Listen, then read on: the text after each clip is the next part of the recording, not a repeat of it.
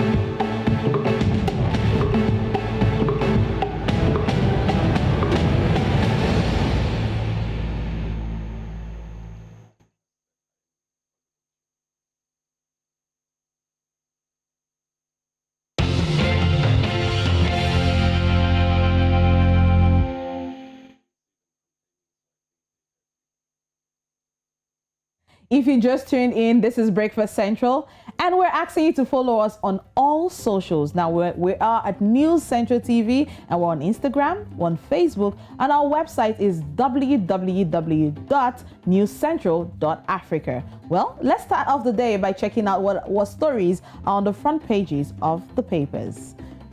And we're starting with the very first paper we have, looking at the Daily Times. Chakwera for Malawi's economic liberation. That's what it's saying in the Daily Times this morning. Also at the Daily Times, you have firm sees stable food availability. Wow, that's a good one. You also have red flag on corruption. Red flag on corruption. Corruption cases rising. That's the information we have in the Daily Times. Draft still rampant in Malawi, says the CSOs. You also have that at the front page of the Daily Times. Chakwera for Malawi's economic liberation. That's what we have in the Daily Times for you to read this morning. All right, so that's coming in from Malawi. Let's see what paper we have next. So that is the front page, and that comes from Liberia. So we'll go straight to the front page of the front page, all about airlines. It talks about Front Page Africa, as the paper itself traces the what they call the Monsterado County senator's trip to the U.S. Ticket. He flew business, and they say that's a big word.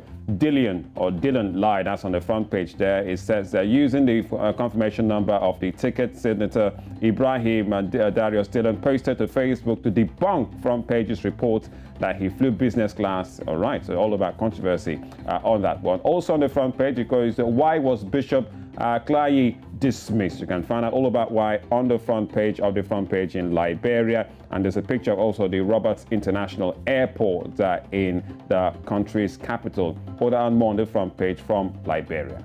And moving on from Liberia, the very next paper we have is the Punch newspaper in Nigeria. The Punch, well, one of the big stories we have here talks about bandits. Now, bandits hold 348 students. UNESCO sounds warning as ACF lampoons federal government. You have that in the pages of 2 and 3 of the Punch newspaper this morning. Also, you will see this picture here. It says leather can boost Nigeria's earnings by 70%, says Oshibaju. That's of the Vice President of Nigeria. You can see him here looking at the different leather products. I'm sure this must have been some sort of exhibition in Nigeria here, but you also have more information in the Punch newspaper this morning. Reps debate state police bill, want guns for regional outfits. It's on page 7 of the papers. Inflation, devaluation, eroding 30,000 naira minimum wage. TUC, others lament. This on page 24 of the Punch this morning. All right, so there you have it on the front page of the Punch in Nigeria, and we'll move into another Nigerian paper. That's the Daily Trust. Big story says Northern elders at Fenifere back reps' quest to create state police. They're all about state policing, and this one says bill passes second reading and says you're lagging behind, according to Northern groups telling governors, and says it will drag us back to colonial era, according to Yanko Yakasai and the likes of Amotekun, Ebubeagu, crude forms of state police, according to Senator Ike Ekweremadu. All down the front page. Plus, there's a picture there of markets, display of foodstuffs, rice, beans, onions, and the likes, and that's out there in Lagos yesterday. There has been talk about the rising food costs in Nigeria quite recently. We also have this one, Buhari to army, change your counter-insurgency tactics. So that's the president speaking to his army, changing their counter-insurgency tactics. All that and more. And at the top left says senators divided over bill to regulate donkey business. Well, they say they do donkey businesses over there in Abuja, but that sums it up. But there you have it on the front page of the Daily Trust. No donkey business for us right here on Breakfast Central, is it? It's not at all. Now that we're done with the newspapers, let's bring you some of the top stories from Africa.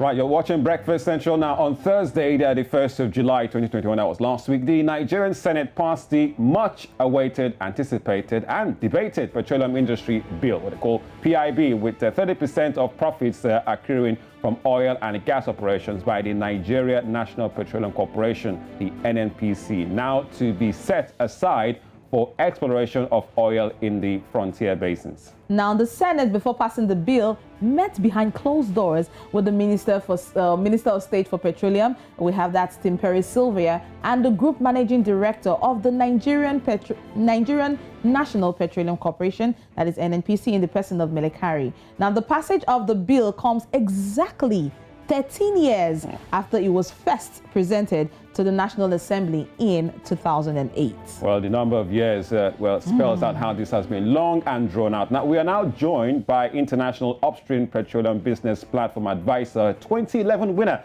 of the award, annual Balmoral Award for Project. That's none other than Desmond Agboifo, and Dr. Inemeka Biareri, who's also a regular right here on Breakfast, and he's an economist and political analyst and financial engineer and investment banker. To really break down this one, good morning to you, gentlemen, Dr. Biareri, and also Mr. Desmond. Welcome to Breakfast Central. First, gentlemen, we have been on this PIB since 2008, 13 years. Now, what are your thoughts on the passage that happened on Thursday? I'll start with you, Mr. Desmond. Thank you very much, Mr. Nemeka. I think it's a long overdue discourse nationally, and we must give the praise honestly to the government and of course with the Senate to be able to pull this very essential milestone in our history of our oil and gas industry. Of course, this reaffirms the oversight and supervisory role of the Minister of Petroleum driving policies. However, there are a few structural changes which was also emphasized, but all in all, I think it's a welcome development. Kudos. All right, but Dr. Inemeka Biareri, you're with us this morning. So PIB bill finally passed 13 years after. Your reactions first. Very good development. Very, very good development. We must commend them for doing the right thing. There are a few modifications here and there that they need to do to also make it in tandem with the expectations of Nigerians and with the best practices globally. And beyond the PIB bill, we also need to go back and look at the fiscal regime that is created boldly in the Nigerian Constitution, National Constitution, to make the PIB work and to align with the fiscal federalism that is supposed to be the bedrock of our federal republic. We must also amend the 1999 Constitution to allow for resource control and other provisions that will make that industry to work efficiently and allow us to attract more investment in that industry. Right. Now, Dr. Nemeka, in the bill, in the passage of the bill, there is a portion there that talks about 3% for oil-producing states. Now, is there any justification for such an amount, 3% for oil-producing states in the new petroleum industry bill? Dr. Nemeka first. Oluchi, to be very honest, I think 3% is even nothing compared to how we started. I want us to look back to the foundation of this country. Before the discovery of oil at Olobri, Nigeria was founded on a fiscal federalism, on a constitutional republic that clearly allowed for fiscal federalism and resources control.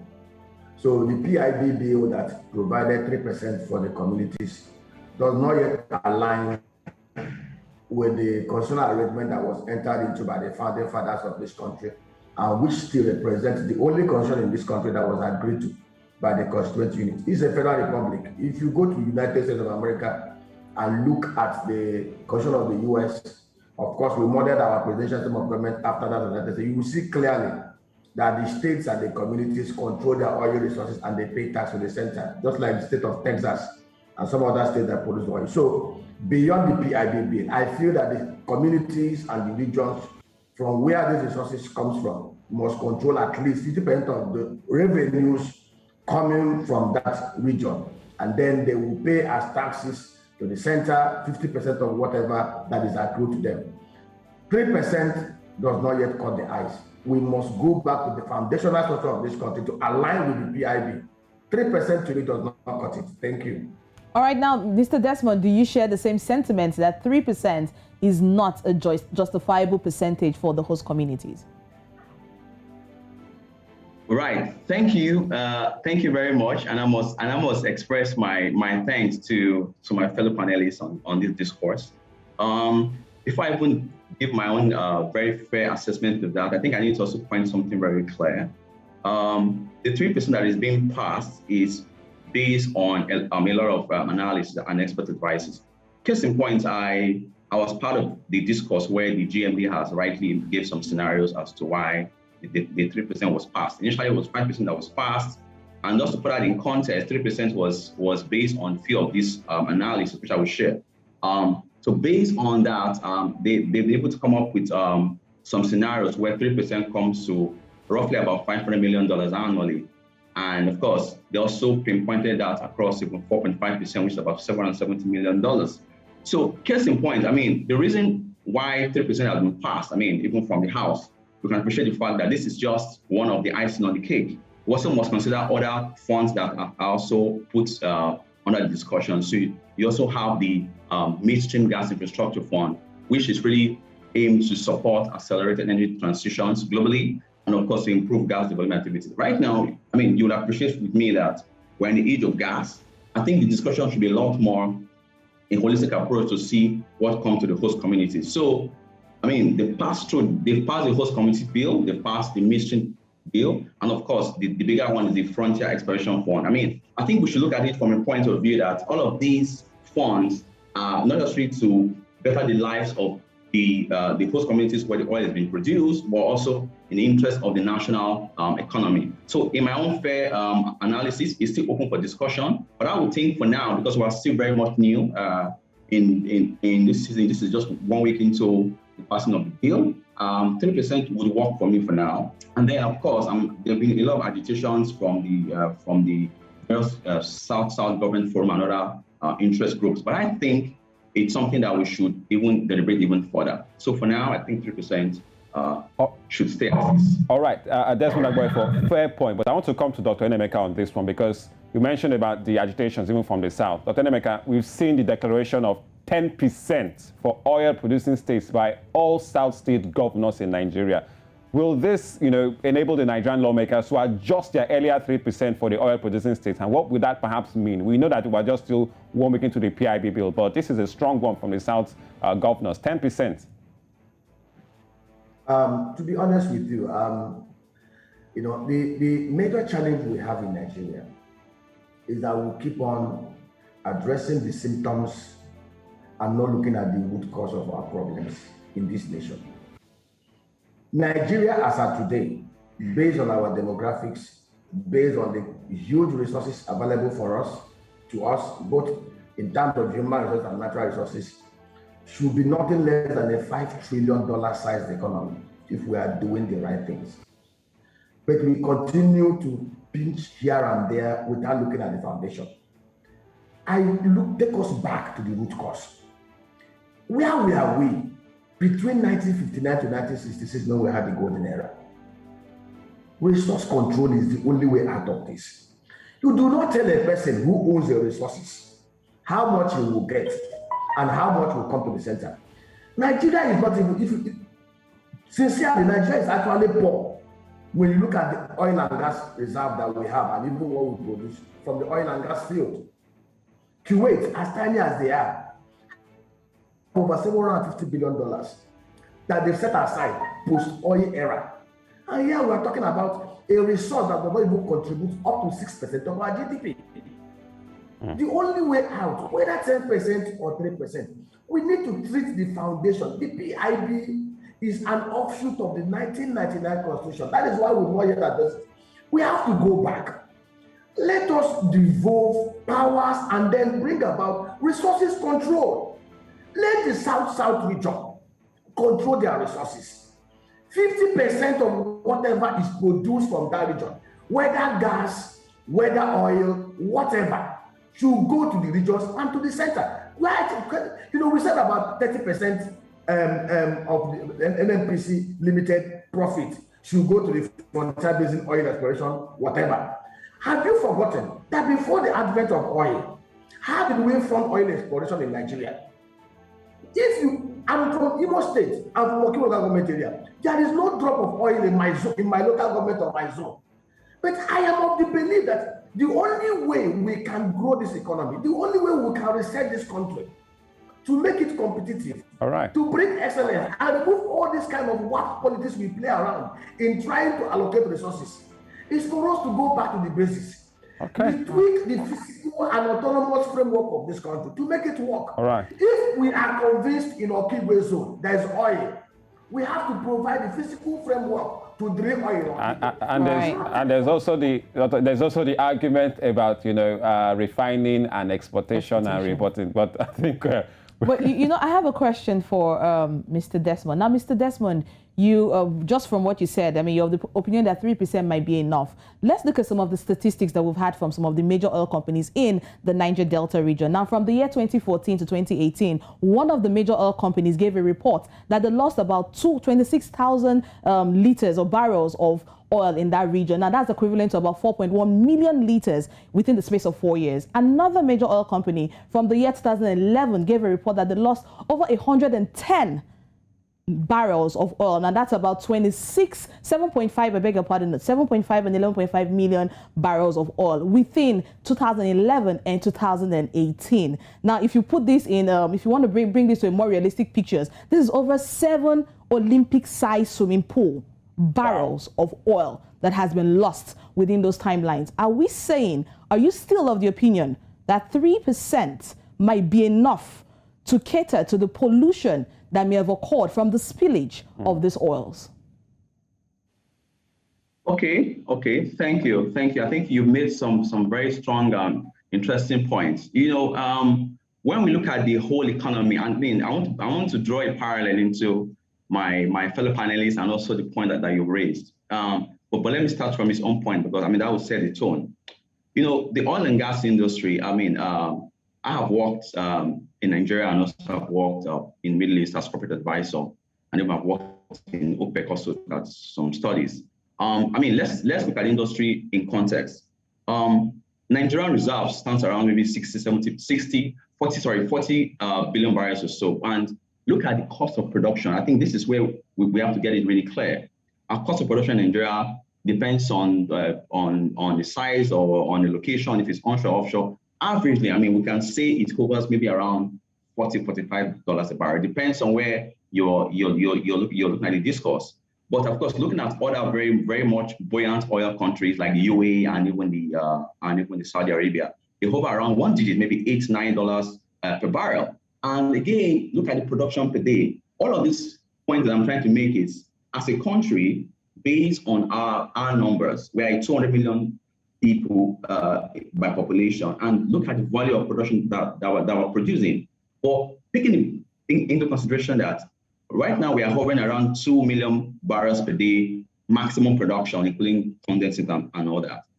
The plan is really for us to look at it in terms of the next big picture, which is, of course, trying to drive our reserves to 40 billion barrels and even pushing our production per day to about 4 million barrels per day. All of these really requires a lot of investment at the frontier level. Now, the exploration business is a very risky business. I heard you say clearly that, Shell's exploration programs, where oil is found. When you find oil, of course, I'm sure you're aware of the fiscal regimes and all that. It's only when you find oil that you are in business. Every fund you spend are part of the risk involved in the business. So, to answer your questions clearly, I would say the 3% it should stay for now. But again, the case in point is that there will be some additional discourse where the government and the stakeholders, and of course, and these oil producing communities should come to a roundtable dialogue and really understand why they should even push even further. Now, let me even round up with this point.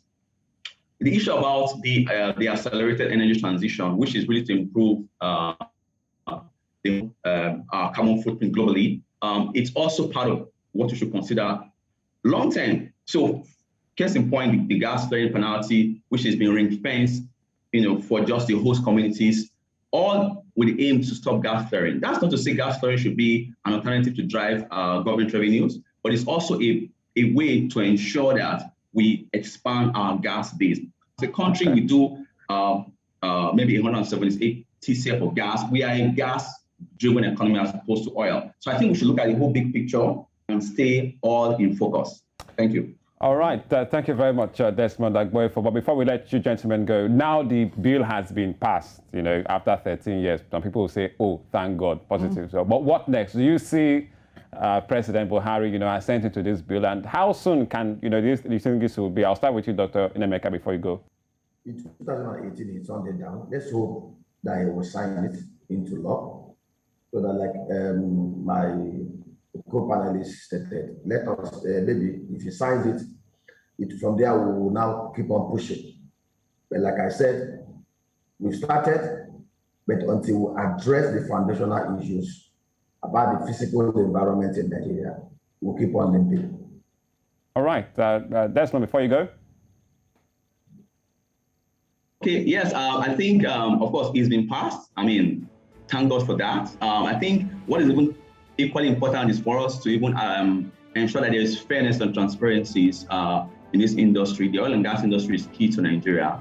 And of course, we must also ensure that there's a lot of political leadership and commitment to effective implementation of these policies as has been put forward. Far from the very, very complex inactivity that has been for years, I think the focus is for us to work towards reinventing the NNPC to a commercial enterprise that is anchored on merit and excellence and even very, very, very focused professionalism. I think with a lot of these things put in the picture, I think we'll get there. All right. Thank you so much, gentlemen, for your time on Breakfast Central. We hope to have you again very soon. Thank you. Thank you very much. All right. Thank you. Thank you. Right, still Breakfast Central on News Central. Now, away from Nigeria and all the PIB wahala. Let's head to Zimbabwe, where we have our correspondent, none other than Leila, to give us the latest for Africa Report.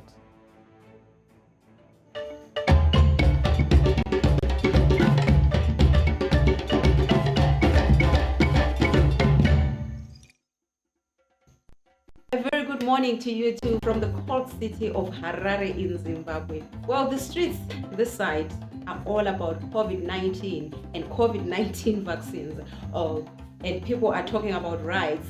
Is it my right? Is it your right? Is it our right to decide if we want to take the COVID-19 vaccine or not? And obviously this conversation has been raised a notch higher by the recent statement by the Minister of Justice, Ziyambi, who literally gave civil servants an ultimatum to either get vaccinated or quit their jobs.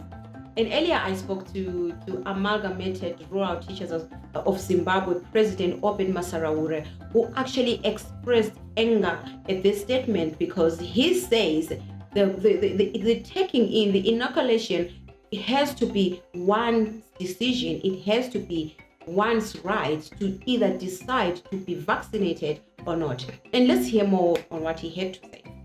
This utterance is come at the same time the President of the Republic is also threatening civil servants that no one is going to escape vaccination. We note with concern that instead of government encouraging people to get vaccinated, they are scaring them away. We are worried that maybe the government doesn't have the capacity to vaccinate all people, and they are choosing to use these scare tactics and then pretend to be in control of the vaccination program. We urge government to change its tone and its language and ensure that we use language which encourage people to get vaccinated so that we march towards a herd immunity for our republic. We further warn the government that no one is going to be forced to be vaccinated if no law has been passed to the effect.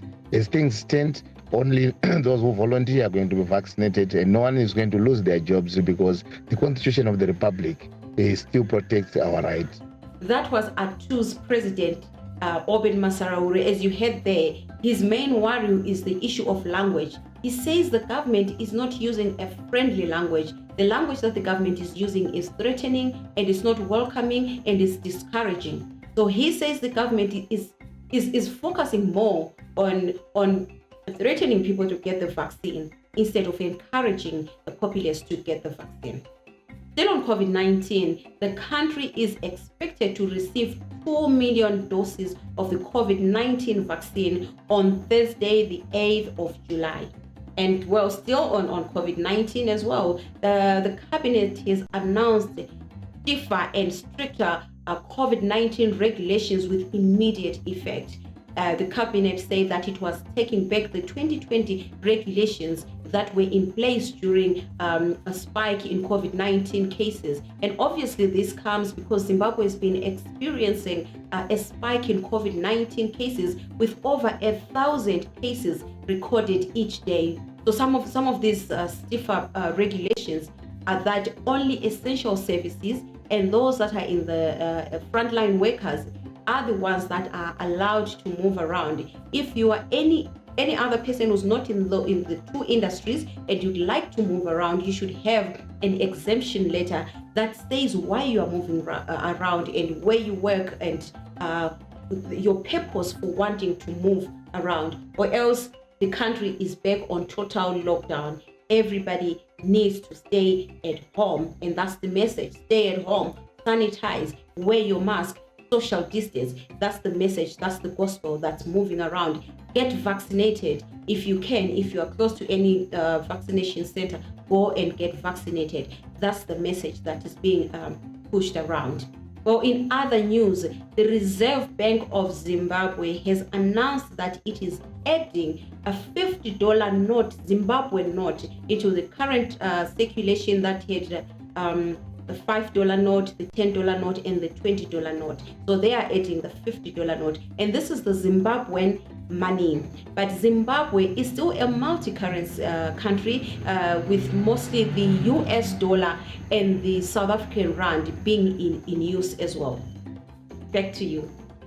Well, thank you very much, Lala, for the latest out there in Zambia. Now we're going straight to Zimbabwe. Oh, yes, Zimbabwe, where reports have it that relatives of, the Zambia's founding leader who passed away just a few weeks ago, Kenneth Kaunda, the great African leader himself, on Tuesday went to court in a bid to block his interment at the country's presidential burial site in Lusaka.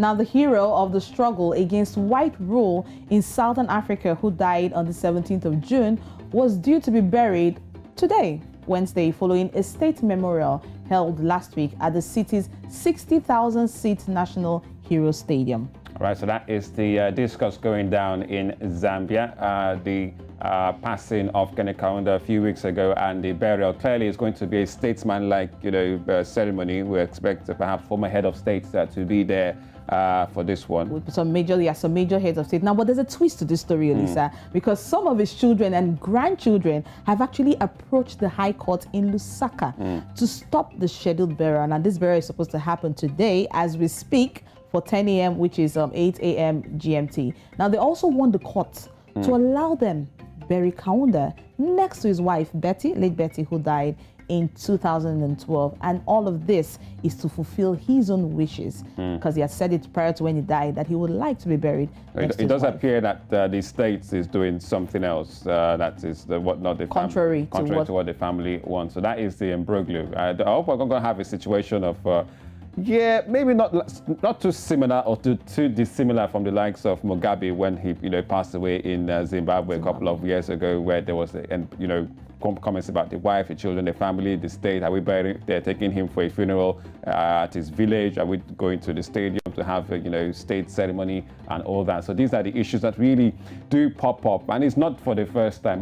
Many would say this is Africa for good reason. We have our own cultures, we have our own traditions. We have our own custom and practice, but these are still huge statesmen who have served their country, and the state has, I won't say a right, has a cause to do him well. But Olisa, there seems to be a miscommunication between the state and the children and grandchildren, because prior to this date, this should have been communicated to the family. I mean, they should have sat together, had this discussion, and planned the burial. Now, if they had done that, then it would have been along the line. One party would have told the other party that, look, this man in question wants to be buried next to his wife. So, in as much as you might want to have this arrangement and do certain things, you need to understand that he needs to be buried. He wants to be buried next to his wife. All right. Joining us briefly to shed more light on this matter is Zambian journalist Lydia Makina, joining us live from Lusaka. Lydia, good morning to you. Give us the updates on the burial for African great legend Kenneth Kaunda. All right, Lydia, what's the latest with the burial of Kenneth Kaunda? We hear there's a bit of drama between the family and the plans for the state for his burial.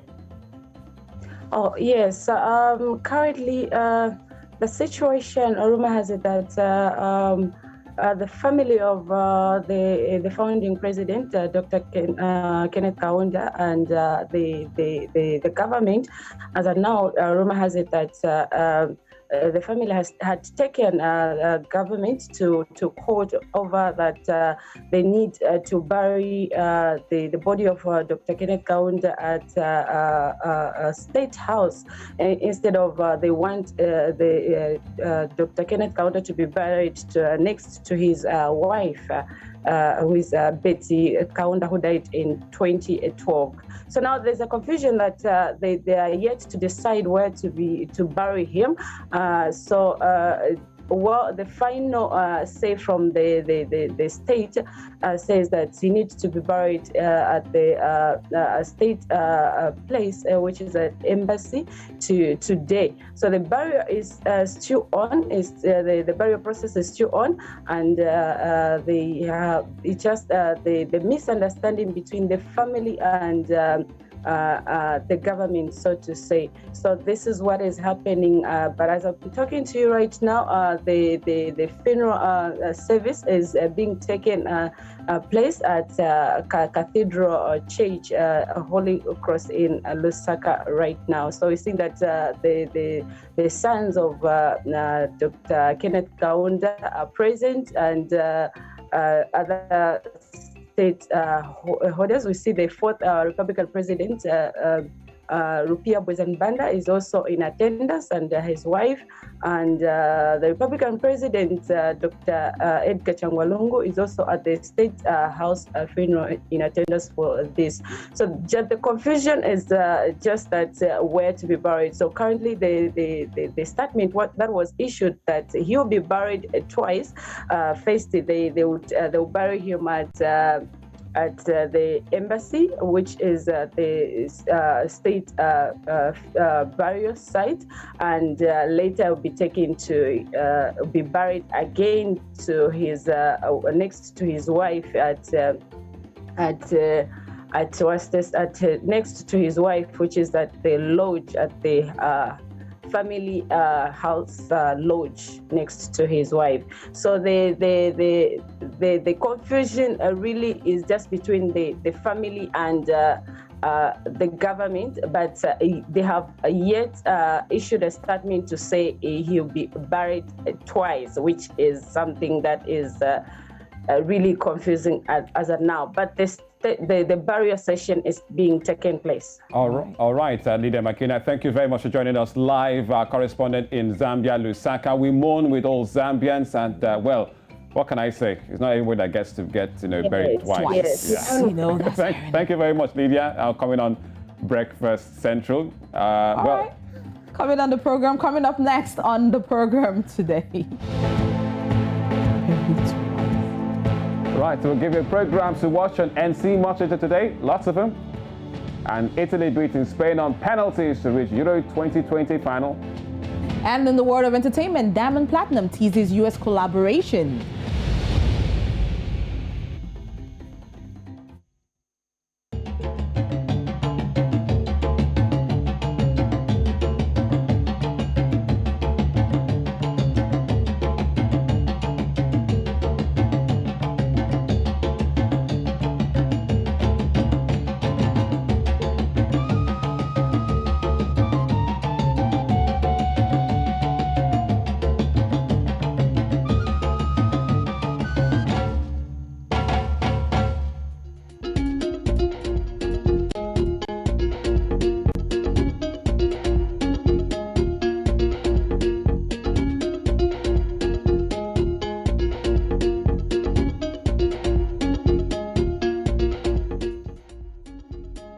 You're watching Breakfast Central. It's a Wednesday, 7th day of July 2021. Now, the world of entertainment is looking very exciting as always with new movies, new music and fun stories. We've got our man, Sam Dandy, to give us the latest when it comes to entertainment. Sam, good morning to you. What's the latest? Let me tell you about it. In fact, exciting is the word. Now, remember I brought you news that Play Network's Rattlesnake was going to get a Netflix release.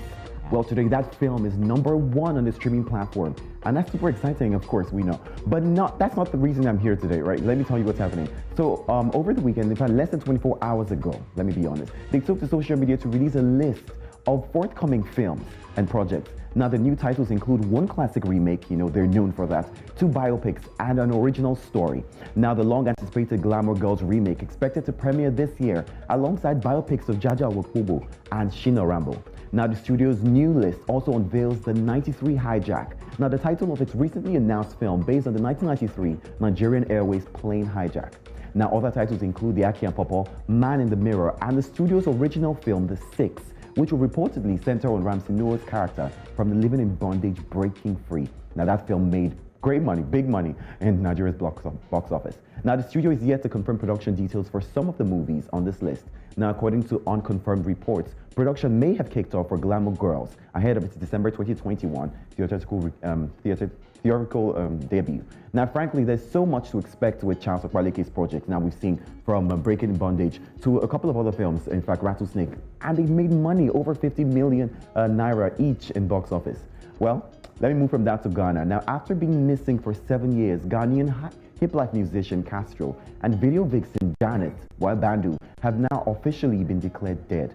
Now, today marks 7 years since the two went missing while vacationing at Ada Beach Resort, when they were later reported to have drowned while riding a jet ski at the resort. Now, numerous searches and investigations have been launched to find their bodies, but to no fruition. Now, as per the 1992 Constitution of Ghana, a missing person can be legally declared dead by a court after 7 years, where the person in question has not been seen or heard from despite diligent and persistent efforts to find them. Now, this means both lost persons will be declared dead after today, and their families can hold a funeral for them. Although Castro's family is aware of this, his parents strongly believe in their son's return. Now, last year, Castro's father, in fact, said that there will be no burial for their son if he is still not found this year. Now, this news follows, in fact, a very controversial tribute given to Castro at the just concluded VGMA Awards that happened in Ghana. Now, some people said, why would they have done that? Of course, the court hadn't passed any declarations at that time. But, well, we hope that the family, can move past this. Well, while we're waiting confirmation to the latest album, name, and dates of his release, Diamond Platinum is currently in the United States, making major moves, and his fans are super excited. Now, the 31-year-old Platinum shared a number of photos on social media announcing his collaboration with big-time American rapper Wiz Khalifa, which excited his over 12 million followers, and 14,000 of them took to the comment section to tweet and just, support him. Now, that's not all. In a separate post, The boss himself also mentioned that he's featuring 5-time Grammy Award nominee Sway Lee in his upcoming album.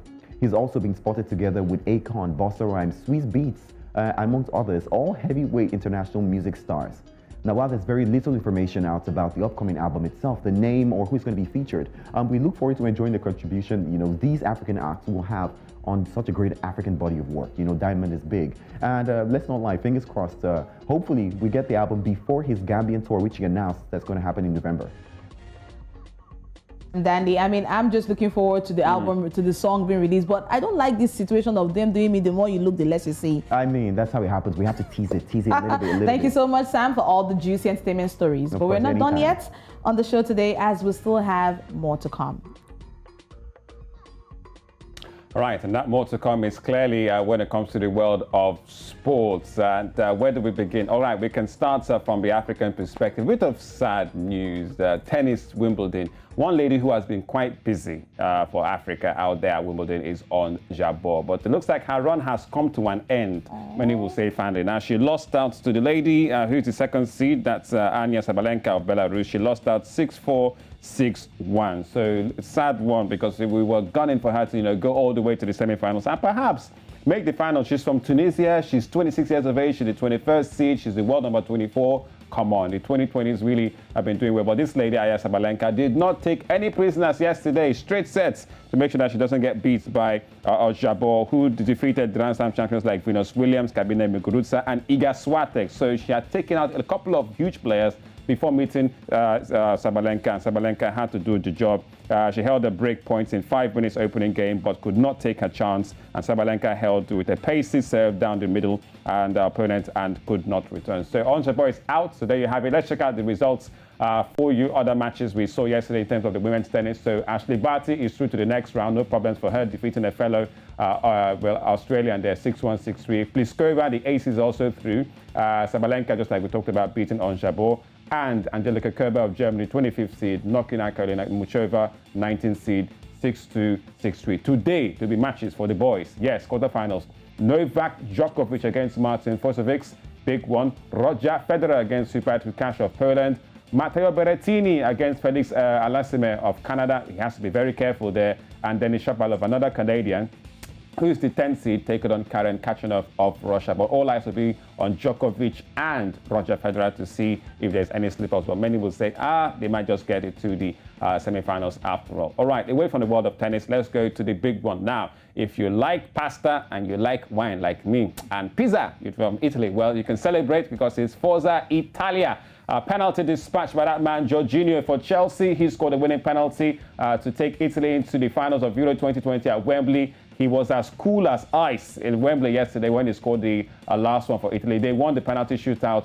4 goes to this man there, Chiesa of Juventus, scored first for Italy. Massive goal after a counter break. Though Spain really had all the possession. They really loved to pass the ball. Over 800 passes completed for Spain in that match. But that man there, Alvaro Morata, he's been vilified, but he scored a good one too to make it 1-1 and take the game into extra time. But Morata then missed the penalty for Spain that allowed, Jorginho to then score to make it 4-2, and they go to the next round. So it means that, they will be taken on either England or Denmark. So let's talk about that one. England or Denmark today. Where do we go to?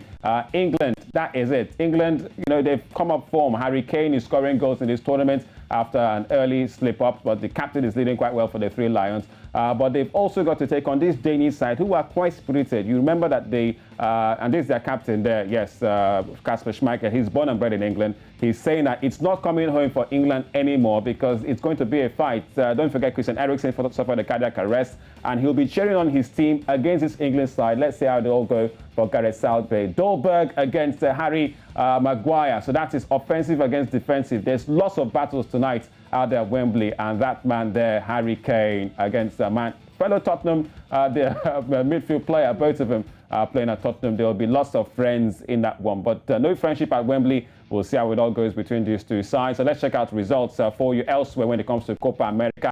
Argentina are also through to the finals after a good victory, although on penalties. That spin against Italy as a way from Argentina are through in Copa America. against Brazil. So they'll take on Brazil. So this weekend, Saturday, it will be Neymar versus Messi in the Copa America final. Lots of sports to chew on this weekend, and we'll be here, right here on News Central to keep you up to date. All right, I am still rooting for Novak Djokovic because I know he will come out and he would make me very proud. So you love Djokovic too? Oh, yeah. Oh, okay. I need to farm him. All right. All right, before we wrap up, let's tell you some of the program that will be coming up later today on News Central. Got 0 to launch at 12:30 p.m. West African time. And we have at 2 p.m. West African time, African headlines. And sports on the go at 3:30 p.m. will let you know how far for Novak Djokovic, Oluchi's favorite. Oh, yeah.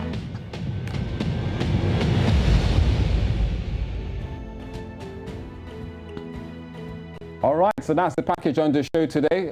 Big ups to the sports fans, the Italians. I'm looking forward to getting my pasta, pizza, and wine. Oh, please. See that one? Where was that? You eat it back. All right, well, that's the end for it for today on Breakfast Central, News Central. But we'll be here again tomorrow, 8 a.m. West African time. Ciao, ciao, ciao. At the mall.